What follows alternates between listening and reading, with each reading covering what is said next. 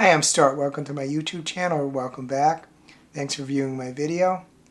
In this video I'm going to give my reading wrap up from December 22nd, 2024 through January 11th, 2025. The last reading wrap up I did was on December 21st. Since then I did 4 end of the year videos and 2 tag videos. I didn't read that many books in December, and so far I've not read that much in January. Not in a slump. I'm enjoying what I'm reading. I'm just not reading as much. So even though this is a 3-month wrap-up, it probably won't be too much more than a regular wrap-up if it was only a week. I did complete 2 books in that period, so I'm going to give reviews of those books. And I read parts of 4 books in that period, so I'll talk briefly about them. I'll talk briefly about some book club news.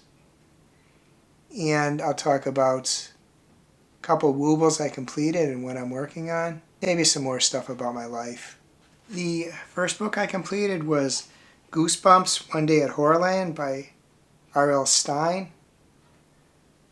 Not too long ago, I had an interest in reading some R.L. Stine books. I saw a Goosebumps movie, one starring Jack Black. That put the idea in my head, so Amazon offered a set of 10 for I think maybe $26, $27, so I got it. This is, I think, the 8th book I've read in the series. I've liked all of them. A little, how much I liked them varied, but I've liked all of them.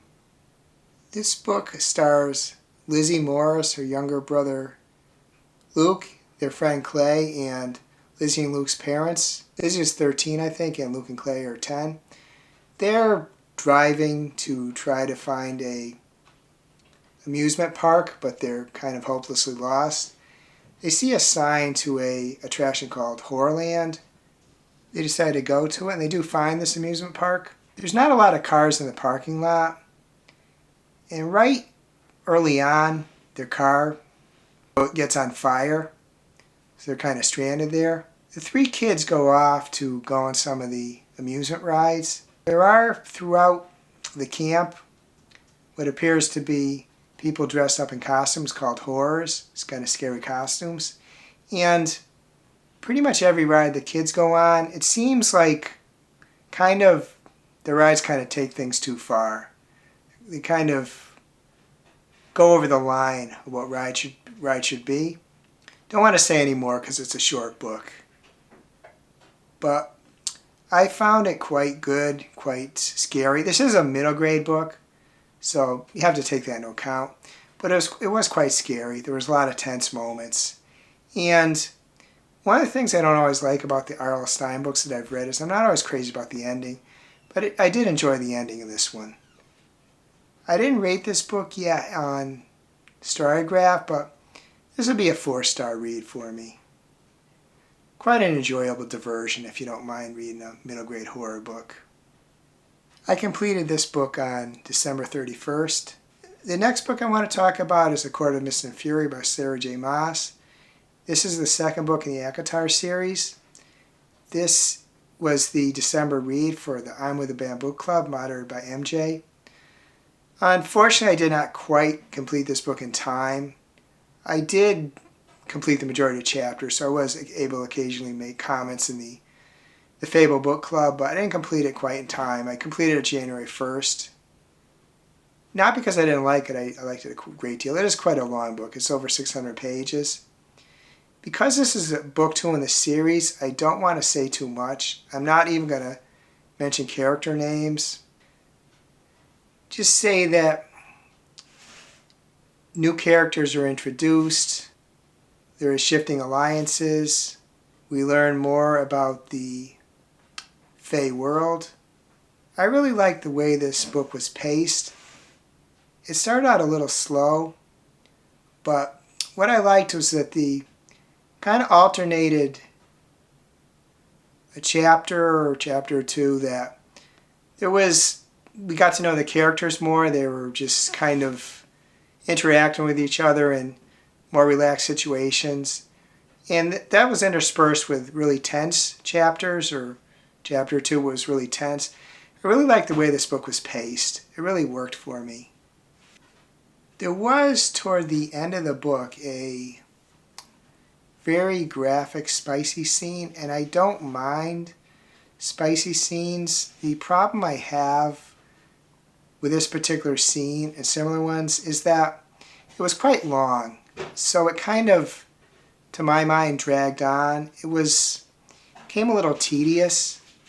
It made sense that the spice occurred when it did. That part made sense, but it just kind of dragged on. And I have to admit, when you read fantasy, you start to recognize that some of the, not exactly supernatural characters, but not exactly human either, the Fae in this case, they have, shall we say, a lot of stamina. So these spicy scenes can last a long time. That kind of a little bit ground the momentum of this book to, slowed it right down for me, but it started right up again. The only other thing is that toward the end of this book, there was a character that did something that I just didn't understand the motivation. It didn't really make sense to me. But overall, I really liked the book. I have not rated this one on Storygraph yet, but it's going to be at least a 4.5. It might be as much as a 5, despite the fact that I have a couple little issues with it. This book, more than ACOTAR, really made me aware of why people would revere Sarah J. Maas so much. And I'm definitely going to keep reading the series.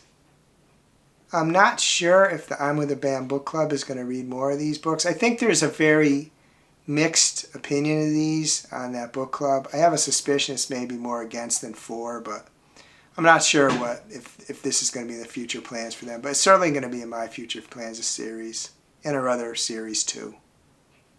Another book I started in this period is The Wobbles, Crochet, Amigurumi, For Every Occasion, 21 Easy Projects to Celebrate Life's Happy Moments by Justine. Amigurumi is plushies, I think in Japanese, but I'm not positive of that. And Justine is the creator, the founder of the Wobbles. She just got an idea. I believe she had a corporate job, but she wanted to try something else. So her and her husband run the company. I suspect she's the creative director, and he's probably maybe the business director. They run the company. And what happened was, I got this book a while back because I have a lot of extra yarn from the sets. They supply a lot more than you really need. And I want sometimes some ideas how to use it. And this has various patterns in here. But the reason I picked this book up this time was the internet's been a little spotty lately. I use my laptop on the Wobble site to view their instructional videos, but it was kind of hanging up. So I figured I'd take this book out and read it and maybe do one of the patterns. I got up to page 73, and I was gonna do this one. I don't know if you'll see it, but then the internet came back on. But at some point, I am going to utilize this book for the patterns, and also prior to that pattern, the first, I guess it'd be like about 70 or so pages of this. This just gives various instructions of the various stitches and things. So it's a useful reference. The second book I read some of this period is Playing Possum, How Animals Understand Death by Susanna Mansu. This is a book that examines, as the title would suggest, how much of an understanding animals have of death. The author is a philosopher, so she's coming at it from a specific angle. And it's kind of interesting because she touches on, and for the longest time, and I guess it's still probably a view held by a fair amount, you're not supposed to anthropomorphize animals. And I guess you really shouldn't, but what she said in her book is, I forget the term she used, but she said there's also the flip side, that when you absolutely refuse to believe animals have some characteristic for the fear of anthropomorphizing them.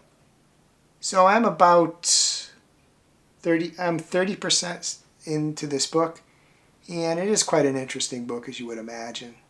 The third book I read part of in this period is Nosferatu by Joe Hill. This was a December pick for Fright Club, moderated by Cliff at Cliff's Dark Gems and Crits at Crits_reads. Unfortunately, I did not get this book done in time for their live show, which was last Sunday. I was tempted to watch the live show anyway, but I decided that I didn't want to learn any spoilers, especially as this book is quite a long book, so there's a certain investment in reading it. I'm quite enjoying it. It's quite a dark book, though, but I am quite enjoying it. And the fourth book I read part of is The Light Eaters, How the Unseen World of Plant Intelligence Offers a New Understanding of Life on Earth by Zoe Schlanger. This is a book I suppose maybe has a bit of similarity to Playing Possum, the book I talked about previously. This book is looking at how much plants can sense. And there are those who, as the title of this book would suggest, think that plants actually do have intelligence. And that's certainly a matter of much controversy and debate. But what is clear is that plants sense way more than people not too long ago gave them credit for. The book is part memoir too, because the author was a newspaper reporter, and she just kind of got tired of what she was doing, and she, over time, first just in her free time, studying plants, and just decided to quit her job and make it a full-time effort to document the study of plants. And there's quite a war going on because, as I said, when you use the word intelligence or mind or other words that some people have used for plants, it's fighting words for other scientists. Now I'm just going to talk about the book clubs. I mentioned a couple already. I'll just say a little more about them and the other book clubs I'm taking part in. I did mention I'm with a band moderated by MJ, Reading This Life at M-J on here. And the January book is Beloved by Toni Morrison. I have not started that book yet. I'm going to start it soon. I think it's going to be a difficult read because it talks about slavery, and we'll see how it goes. I do reserve the right to, if I decide it's kind of not for me at this time, to maybe stop and pick it up later. But we'll see how it goes. I previously mentioned Fright Club, and that's the club that is created and moderated by Cliff at Cliff's Dark Gems and Crits at Crits_reads. Their January read is Adrift by C.J. Tudor. I have not started that yet. I am going to start it soon. I'm not going to allow it happen that I missed 2 deadlines, unless, like I did last month, unless I decide the book it just isn't for me at the time. That's different than just not buckling down and completing the book. I joined a new book club, The Cozy Club, which is moderated by Stephanie Bookish, at Stephanie Bookish on here. This is a bi-monthly club, which I kind of like, that she made it so there's every 2 months to complete a book. The January-February read is Piranesi by Susanna Clark. That's a book I've heard a lot of good things about, so I'm looking forward to reading it. Might want to send some good thoughts and prayers if you pray to Stephanie, because she does live in Los Angeles, and all the other people in Los Angeles too, because they're going through a real hard time. I know some other people there too. And the fourth club I want to mention is Tia Chu's book club, moderated by Tia Chu at Tia Chu. That book club was dormant in December, and Tia was dealing with some stuff, but I did just a little earlier today see that she has started up again, so happy to see that. And she picked a January read because it was kind of late to have a poll, and the book she picked is Boulder by Eva Baltasar. That's not a book that I'm familiar with, but I'm sure it'll be interesting. And the final book club I want to mention I've taken part in is Booked and Busy, moderated by Jamie at Jamie Falk on here. The January read is Onyx Storm by Rebecca Yaros. That doesn't come out till January 21st. I did a long time ago reserve a copy, so it will be coming to me. I still have to finish Iron Flame though before I can read Onyx Storm, but I kind of want to make an effort to do that because I got a feeling that this particular book is going to quickly generate a lot of discussion in that book club. It's going to be a real hot book this year, I think. Next, I want to talk about the Wobbles I worked on since December 21st. The first one, it was day 2 of the Wobbles Advent set, and that was Tori the Cardinal.